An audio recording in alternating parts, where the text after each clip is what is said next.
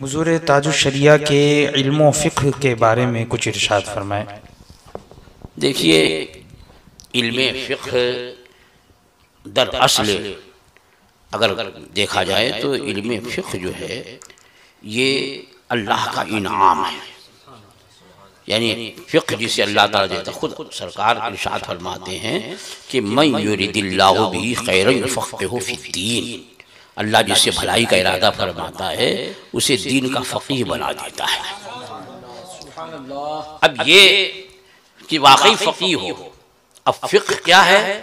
فقہ یعنی وہ حکم شرع کا جاننا اور اس پہ عمل کرنا۔ جو لوگ صرف جان کے رہ گئے، عمل نہیں کیے، وہ بھی دور ہو گئے، اور جو نہیں جانے وہ بھی دور ہوئے۔ تو وہ لوگ جنہوں نے فقہ کو جانا، مسائل شرعیہ کو جانا اور اس پہ وہ عامل بھی رہے، تو بے شک وہی عالم دین کہلانے کے لائق ہوئے۔ اور علم فقہ کیا کہنا، یہ تو آپ کے لیے موروثی چیز ہے۔ آپ کے پردادا اعلیٰ حضرت فاضل بریلوی قدس سرہ العزیز، بلکہ ان کے والد گرامی خاتم المحققین حضرت علامہ مفتی نقی علی خان رحمۃ اللہ رضوان، جو اعلیٰ حضرت کے استاد، تو اعلیٰ حضرت کے والد گرامی بھی خاتم المحققین، زبردست عالم، زبردست فقیہ، زبردست مفتی، اس زمانے میں وہ مرجع فتاوی تھے اور دور دور سے استفتاء آتے۔ اس کے بعد پھر اعلیٰ حضرت کا کیا کہنا کہ ساری دنیا کے علماء کے مرجع، ساری دنیا کے فقہاء کے وہ مرجع تھے۔ ان کی فقاہت کے بارے میں اگر کچھ کہا جائے تو اس سورج کو چراغ دکھانے کے برابر۔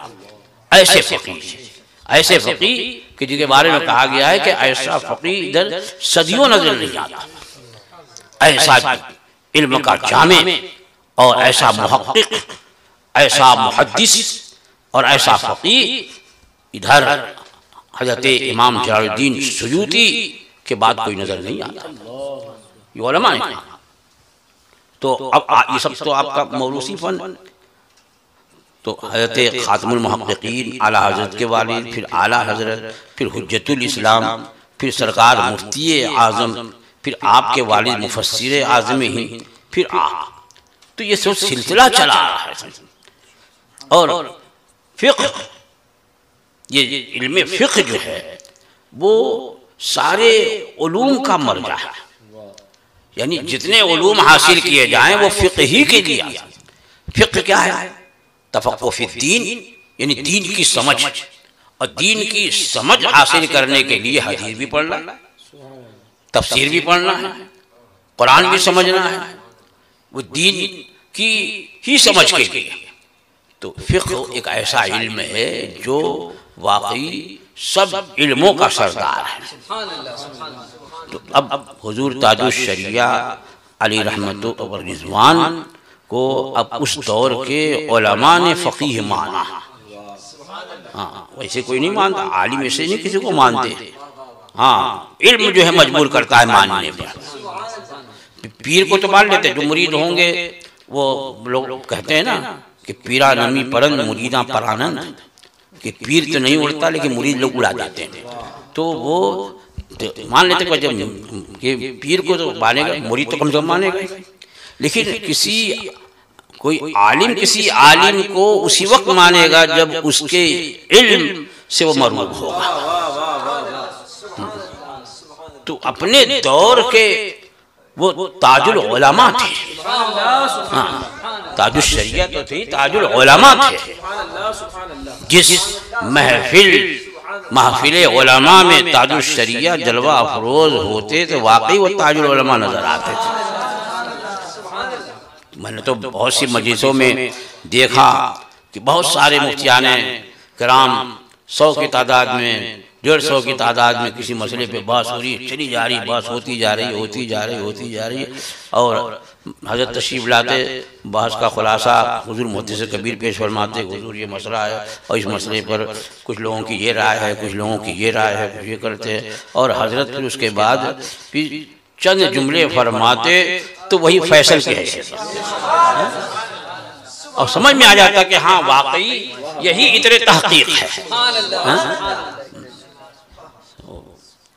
تو تو کبھی کبھی میں تنہائی ملا تو حضرت فرماتے بھی تھے، بہت لوگ کرتے ہیں کام کی بات کم کرتے، کبھی جھلا بھی جاتے تھے. تو بہرحال اب وہ تو مجلس ہی اس لیے منعقد ہے کہ کھل کر کے بحث کی جائے، اور بحث ہوتی تھی، لیکن اتنے تحقیق جو ہے وہ حضرت ہی کے جملے ہوا کرتے تھے، اور اس کے بعد پھر کسی کو مجال سخن نہیں ہوتی، کیونکہ ان سب لوگوں نے پوری تیاری کی ہے، پورے دلائل دیکھے، لیکن اچھا کچھ لوگ یہ سمجھتے تھے کہ شاید حضرت کی نظر یہاں تک نہیں پہنچی، لیکن جب حضرت جب فرماتے اور پھر وہی جزیہ پیش کرتے جو انہوں نے تحقیق کے بعد نکالا، تو وہ بھی دنگ رہ جاتے تھے کہ کب مطالعہ کیا اور کب اس جزیے پر آپ کی نظر پہنچ گئی. ہم نے تو بڑی محنت کے بعد یہاں تک رسائی حاصل کی تھی. ایسا تفقہ فی الدین تھا. تو واقعی اب اس وقت جب کچھ معاملات ایسے سامنے آتے ہیں تو حضرت کی یاد آتی ہے کہ آج حضرت ہوتے تو اتنے منہ اتنی باتیں نہیں ہوتی، چاہے وہ اتنے عام سے متعلق ہو، جمعہ سے متعلق ہو، عید سے متعلق، جو جس کے تو سمجھ میں آ رہا ہے. اور حضرت تھے تو ایک اعلان ہو جاتا کہ بھئی حضور تاج الشریعہ نے یہ فرما دیا ہے، اب بہتوں کی بولتی بند ہو جاتی تھی. یہی حرف آخر ہے. تو واقعی اس وقت یاد آتا کہ اس وقت حضور تاج الشریعہ جلوہ فرما ہوتے تو واقعی آپ کا وہاں سے ایک فرمان جاری ہونا یہی سب کے لیے کافی ہو جاتا. اب کسی کو مجال سخن نہیں ہوتی.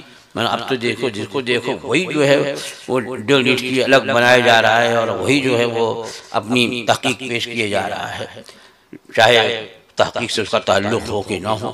لیکن حضور تاج الشریعہ کی نظر جزیات کلیات کے ساتھ ساتھ جزیات پر بڑی گہری تھی. اسی وجہ سے انہیں تاج الشریعہ کہا جاتا ہے کہ کلیات پر بھی نظر تھی اور جزیات پر بھی نظر تھی کہ اصل کیا ہے اور پھر اس سے مسئلہ جو متفرع ہو رہا ہے وہ کیا ہے.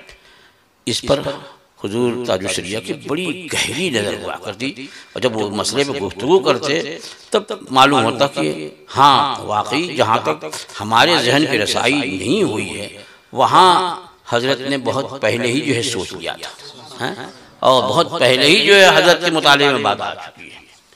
اللہ جل وعلا ان کے فیضان علم سے ہمیں بھی کچھ حصہ عطا فرما دے.